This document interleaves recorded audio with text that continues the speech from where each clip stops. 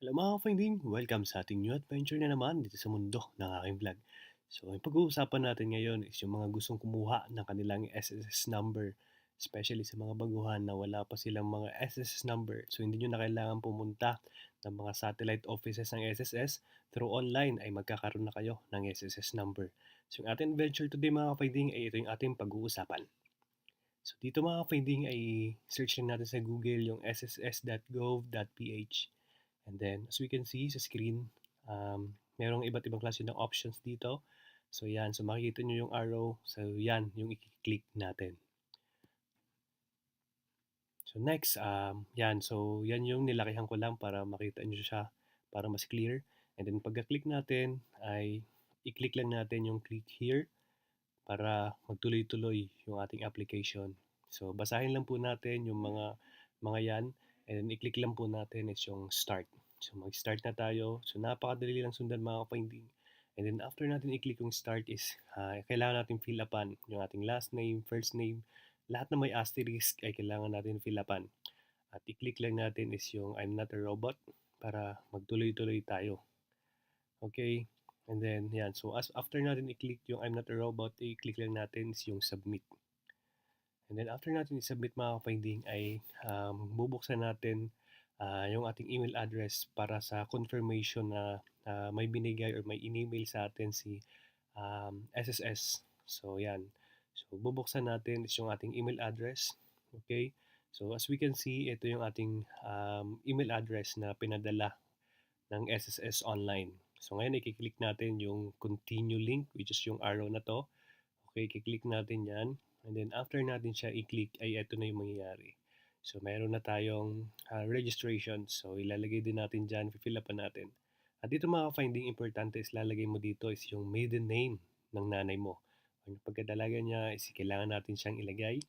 At kung may TIN number kayo, ay ilagay nyo rin dyan pero hindi naman siya required na kailangan lagyan.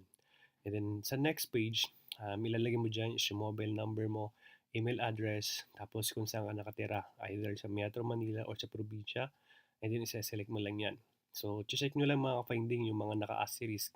Yan. So, meron dito mga options, like for example, ano yung purpose ng registration mo. So, yung ating example for today ay for employment yung gagamitin natin. At after natin makapili, click lang natin is yung next. Then after next mga finding is ito na itsura ng ating screen. So marami na naman tayong kailangan fill upan. So pupunuin lang natin yan hanggang sa matapos tayo. And then once na fill upan natin, click lang natin yung next. And then dito mga finding ay ito yung sa mga gustong kumuha ng kanilang UMID ID sa SSS. So pwede kayo magbayad sa Union Bank at um, depende sa inyo kung gusto niyo kumuha.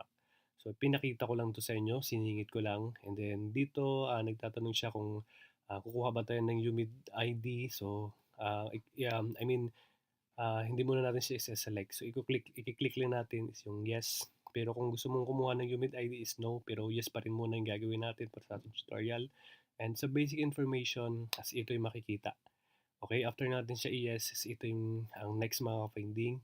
And then, after done sa baba, ito yung nasa baba ng previous page. So, yan. So, i-click lang natin yung previous kapag gusto nyo i-edit, kapag may mali doon sa mga input mo. Or kapag sigurado ka nang walang mali is i-generate na natin yung SSS number mo. Okay, so na-generate na natin and then dito mga kapwedeng kailangan make sure na tama lahat ng mga credentials na ilalagay mo kasi hindi na siya pwedeng bumalik. So kapag tama lahat is pwede kang mag-check, i-click natin yung yes. Pero pag may correction, pwedeng no. Pero pag ngayon, so yes ang tutorial natin kasi tama naman lahat. So yan. So ito yung mga documents na kailangan mong i-fill upan. Kailangan mo yung upload. Meron dyan birth certificate, may passport, may driver's license, so may baptismal certificate. So as we can see sa screen natin, ito yung mga requirements na kailangan mong i-provide.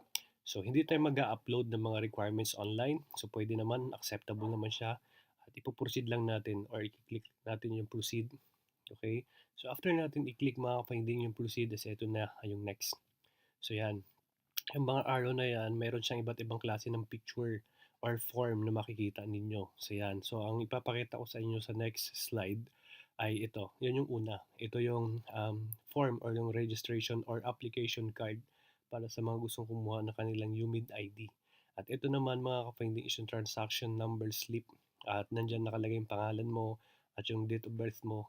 Tsaka pwede mo siyang i-scan yung QR code. And then, ayan, yung SSS slip number mo, yung pangalan mo, at yung birth certificate mo. And then, ayan, so yan, mga credentials mo, nakalagay na dyan. So, meron ka ng SSS number. So, meron ka na, so pwede ka na mag-apply. And then, sa email mga kapinding, ay makakatanggap ka rin ito. Yan. So, i-click mo lang yan. At aside from that, ay meron din silang email. So, yan. So, makikita mo rin yan sa email address mo. Yan. And then, after nyan mga finding, after mo i-click yung click here dun mula sa email address mo, ay ilalagay mo dito yung binigay sa yung na 6 digits number ng SS number mo. Yung last number na 6 digit ang ilalagay mo. And then next ay maglalagay ka dito ng password. Yan. Pag tama yung password na nilagay mo, click mo lang yung submit.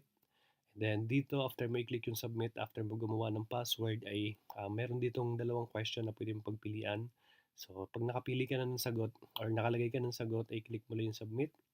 And then, ilalagay mo yung password na ginawa mo kanina. Okay? Pag nilagay mo na yung password na ginawa mo kanina dyan, i-click mo lang yung confirm. And then, pupunta ka na ngayon sa home. And next mga finding is meron dito mga consent na sinasabi na pwede nila magamit or nasa website nila yung mga information mo within 3 years or 2 years. So, ang ginawa ko dito is 3 years. And then after natin i-click is ito na. Ito na yung profile mo or yung portal or yung SSS profile mo after mo gumawa online.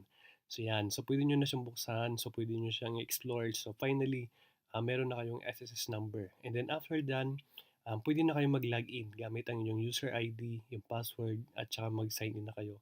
So madali na, hindi nyo na kailangan isa-isahin mula sa simula kasi meron na kayong account. Hindi nyo na kailangan mag-sign up or mag-register. So diretso na kayo mga finding, pwede na kayo mag-sign in. Yan. So pag nag-sign in na kayo, yan na yung magiging profile ninyo. So, di na kayo nahihirapan pumunta pa doon para pumila sa SSS branches or sa mga satellite offices para kumuha ng SSS number. So, online magagawa nyo na. So, ayan. So, I hope mga finding enjoy kayo sa ating adventure for today para sa mga gustong kumuha na kanilang SSS number at makapag-apply na ng kanilang mga trabaho at wala nang hassle at hindi na nila kailangan pumila pa sa mga satellite offices ng SSS. Online is nandito na. I hope mga finding enjoy kayo sa ating adventure for today at samahan niyo ulit ako sa aking next adventure dito sa mundo ng aking vlog. Bye mga finding!